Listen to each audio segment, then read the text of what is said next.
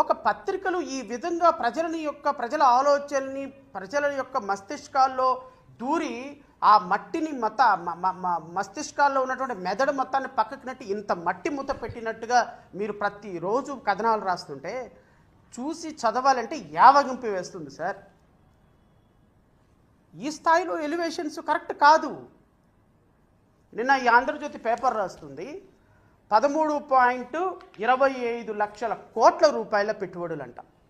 Of course ఇదే replicate అయింది ఈ పత్రిక కూడా. ఈ పత్రిక కూడా అదే రాసింది.